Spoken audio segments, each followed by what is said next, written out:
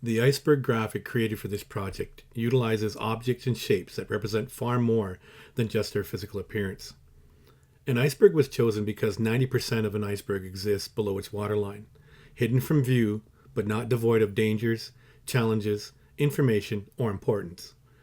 Many tribal and cultural ways of knowing and doing can be shared through the analogies that can be drawn between icebergs and life. An iceberg is often used in the study of culture. The above water or surface culture can be plainly seen, but the below surface or deep culture requires time for discovery, additional resources and effort in learning about the unknown. It also requires an openness to learning new and different ways of knowing and doing. In general terms, surface culture can include foods, festivals, clothing and fashion, music and performances, dances and games, arts and crafts, and language. Deep culture can include much more, such as communication styles and practices or ways of doing, facial expressions, gestures, eye contact, personal space, touching, body language, conversational patterns in different social settings, handling and displaying emotion, and tone of voice. Deep culture can include notions of courtesy and manners, a good way, friendship, leadership, cleanliness, traditional baths, modesty, and beauty. It can include concepts of self, time, past and future, fairness and justice, and roles related to age, sex, class, and family. It can include attitudes toward elders, adolescents, dependents, rules and digressions, expectations, work, authority, age, death, cooperation versus competition, and relationships with animals and the environment. And finally, deep culture can include approaches to spirituality, religion, courtship, marriage, raising children, and decision-making and problem-solving. The following is an explanation of the specific shapes used within the iceberg graphic to illustrate deeper meaning. The different peaks of the iceberg represent the different lengths of time spent to date with each community in this project. The Physical Literacy in Indigenous Communities project in Nunavut and Nunavik. The peak representing the Hamlet of Kinngait is the tallest, indicating the longest engagement of approximately 3 years, then Arviat, approximately 2 years, and then approximately 1 year with Kuujjuarapik. The floating triangles on the water surface represents growlers, smaller pieces of ice separate but still connected to the main iceberg. In this project, these growlers represent departments and organizations other than the sport and recreation department of each community. They are important pieces contributing to and supporting the physical literacy and community wellness. They also represent the very important link between the surface and the depths of work to be done to achieve a better future in each community. The Anungwak, or Inukshuk, in the center of the graphic represents the human factor that must always be in the forefront of all initiatives and processes moving forward.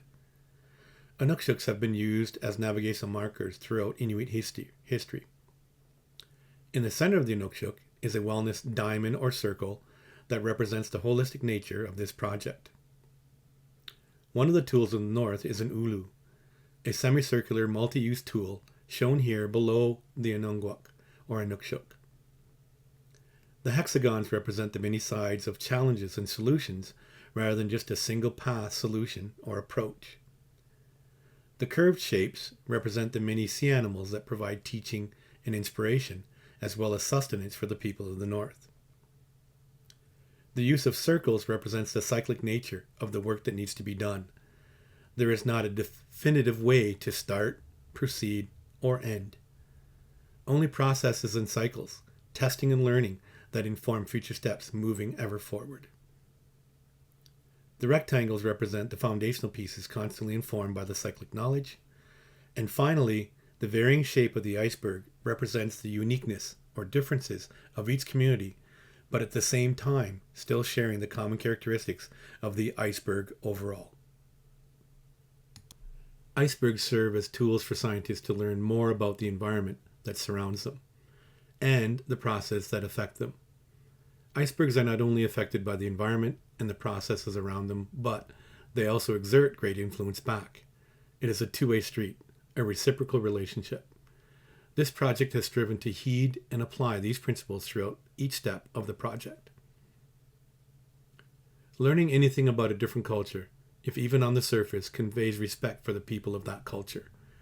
Building a relationship with respect as its foundation is a key contributing factor to a healthy relationship and to the overall wellness of the people that form that relationship. Although variable by region, the term Inukshuk or Inuksuk can mean to act in the capacity of a human. It is an extension of the word Inuk, meaning a human being or person. It is a figure made of piled stones or boulders constructed to communicate with humans throughout the Arctic. While stone figures resembling the human forms are often referred to as Inukshuk, such figures are actually known as Inungwak. Because it looks like a little person, its image has become a popular cross-cultural symbol. Inukshuks are placed throughout the Arctic landscape, acting as helpers to the Inuit. Among their many practical functions, they are used as hunting and navigational aids, coordination points, and message centers. As noted by some Inuit elders, Inukshuks were often aligned over great distances, and alignments were often constructed by those who felt the need to attach their thoughts to distant and familiar places, especially when they were a very long way from home. In addition to their earthly function, certain Inukshuk-like figures have spiritual connotations and are objects of great respect, often marking the spiritual landscape of the Inuit who know how to survive on the land living in their traditional way. A stylized Inukshuk Inungwak is utilized in this graphic to symbolize a good way forward, supported by key supporting concepts and principles, enclosed in hexagons which represent multifaceted connections, approaches, and processes, not just simply a singular path, approach, or strategy. The multi-sided figures represents the test and learn and adaptable approach that has been utilized in this project. However, the regularity of the chosen shapes acknowledges the need for some pattern, structure, and past best practices brought to the project relationship from all partners. Historically, non-Indigenous cultures may have been interested in learning about the surface of Inuit, First Nation, and Métis cultures. They may have wanted to observe festivals, fashions, songs and dances, games, arts and crafts, and hear some of the languages. But they are often unaware that there is more than one Indigenous language, dialect, or that there are multiple groups of Indigenous people. The engagement in learning of cultural differences has occurred only on the surface before moving quickly forward with Southern practices and procedures. Past project approaches have been generic or one-size-fits-all because of the perception that successful practices in the South can be applied in the North. This project has strived to adapt practices to the needs of the cultural differences and encourage full community engagement in the trainings, teachings, and sharing of knowledge. In this project, there are 3 distinct Inuit communities, each with their common history and also their own unique ways of knowing and doing. Being prepared to think differently across communities and being prepared to adapt approaches has been a key practice for a good way forward in this project. A way forward that acknowledges and engages each community where they're at, and then testing and learning from there. A key process has been empowering their voice to share their needs and vision for their own community. Building intentionally, albeit slowly, by increasing local capacities through training and providing access to networks, knowledge, and best practices from other Nunavut and Nunavik communities, as well as adaptable practices from the South.